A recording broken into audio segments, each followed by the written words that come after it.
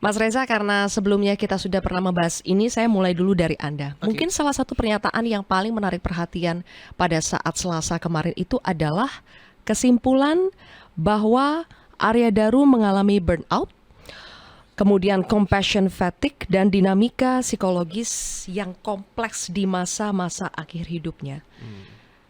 Saya langsung, Mas Reza, bagaimana menjelaskan aktivitas-aktivitas yang dilakukan Arya Daru sebelumnya di hari itu? Ketika dia berbelanja di mall untuk persiapan dinas dia ke Finlandia, kemudian dia masih memesan taksi dan sebetulnya ingin menuju ke bandara, sudah memegang tiket ke Jogja untuk menemui keluarganya. Jadi apa yang bisa menjelaskan kaitan bahwa dia mengalami burnout, compassion fatigue dan sebagainya dengan aktivitas terakhirnya itu?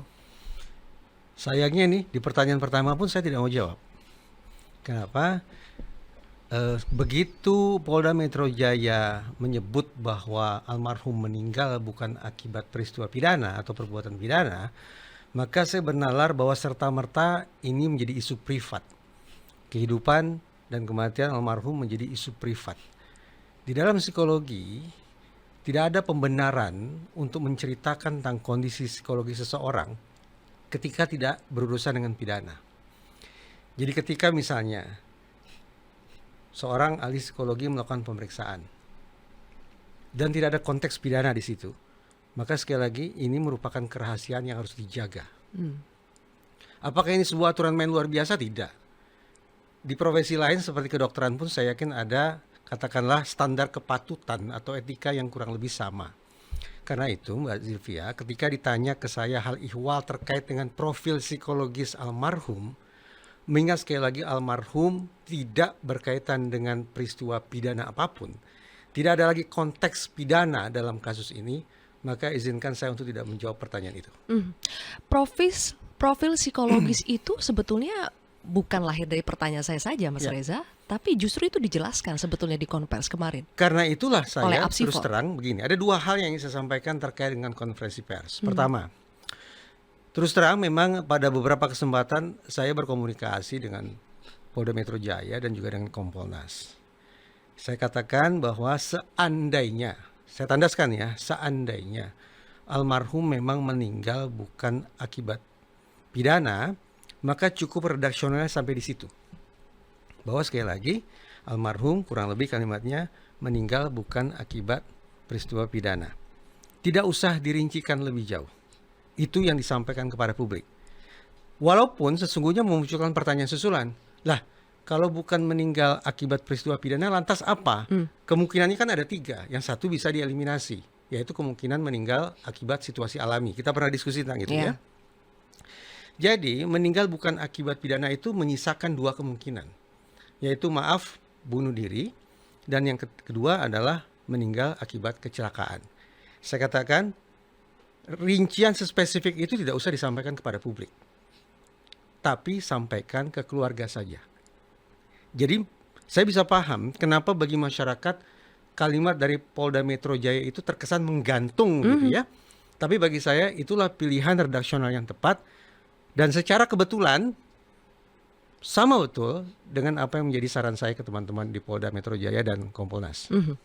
Tapi kan ternyata Itu poin pertama. ya, Poin yang kedua, ketika saya menilai positif pernyataan itu, saya terperangah terus terang ketika melihat di meja konferensi pers justru diperlihatkan sekian banyak barang yang saya yakini bukan merupakan barang bukti pidana. Barang-barang itu pribadi sifatnya. Ini bukan isu pidana. Lantas apa relevansinya, urgensinya, dan justifikasinya untuk memperlihatkan barang-barang pribadi almarhum? Faktanya sekarang media sosial pun dipenuhi dengan perbincangan tentang barang-barang pribadi itu. ya. Berarti kan kontraproduktif. Satu. Yang berikutnya, terkait dengan profil psikologi. Kalau kita bicara tentang profil psikologi seseorang yang tersangkut pidana, ambil contoh Peggy Setiawan. Masih ingat ya kasus Cirebon kan? Profil psikologis Peggy Setiawan itu dibuka di ruang sidang. Saya katakan wajar, karena konteksnya pidana. Isunya publik. Tapi kalau ini isu privat, sekali lagi, tidak ada relevansi, tidak ada urgensi, lebih-lebih tidak ada justifikasi untuk membuka kondisi psikologis siapapun itu yang tidak ada urusannya dengan pidana. Karena itu Mbak Zilvia, pada satu sisi saya menilai sangat positif pernyataan yang sudah digunakan atau disampaikan oleh Polda Metro Jaya, tetapi ketika menyimak bagian expose tentang profil psikologis dan juga melihat barang-barang yang diletakkan di atas meja, saya pandang harus ada koreksi untuk itu.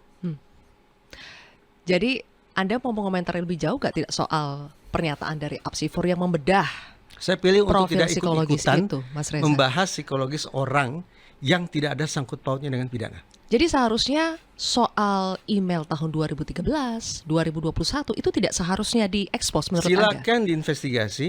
Sekiranya dianggap perlu, silakan disampaikan ke keluarga almarhum, tapi tidak untuk diekspos kepada masyarakat. Karena saya yakin ini sudah menjadi isu privat. Kenapa akhirnya pilihan itu yang diambil Mas Reza? Ini kan oleh saya. Apsifor ya? Oleh Apsifor. Saya Menurut Anda kenapa? Apakah memang karena ada dorongan untuk Begini. memberikan motif kepada Ya. publik?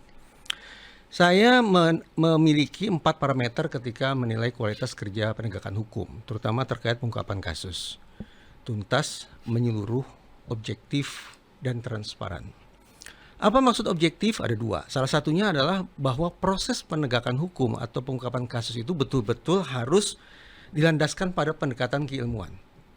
Oke? Itu objektif saintifik. Dan berikutnya transparansi. Perkiraan saya, dihadirkannya sekian banyak ahli adalah dalam rangka memenuhi 2 hal itu paling tidak, yaitu bahwa ini proses pengungkapan kasus yang objektif dalam pengertian sudah sesuai dengan rambu-rambu keilmuan, dan juga pihak Polda Metro Jaya mencoba untuk transparan kepada publik.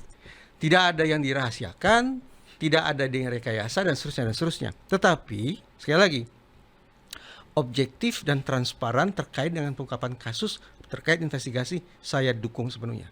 Tetapi ketika disampaikan kepada publik, sepatutnya ada batasannya, agar kemudian pernyataan itu tidak berefek kontraproduktif, entah bagi masyarakat, entah itu bagi publik, entah itu bagi teman-teman di Kemlu, entah itu bagi otoritas kepolisian sendiri.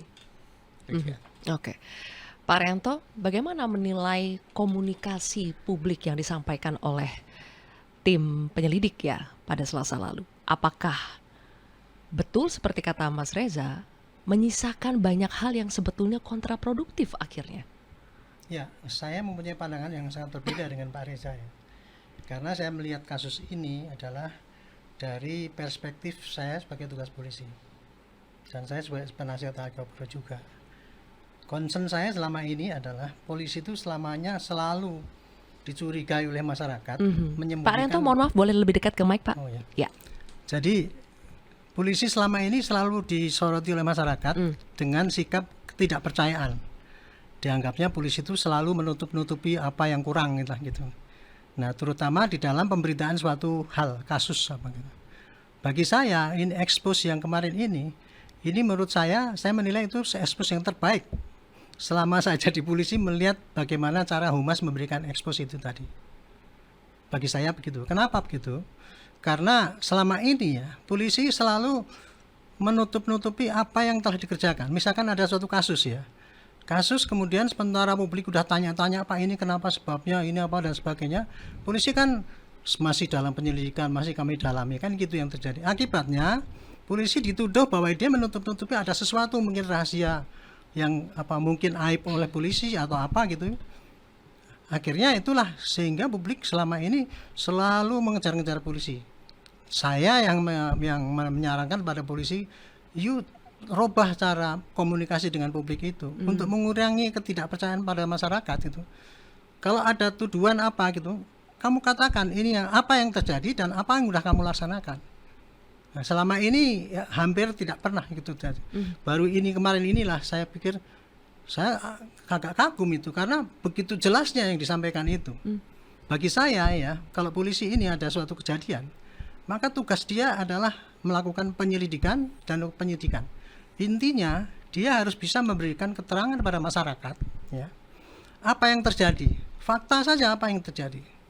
Sementara selama ini polisi berpendapat ya, dia selalu kalau ada kasus kayak gini ini dia akan dibatasi apa yang boleh disampaikan.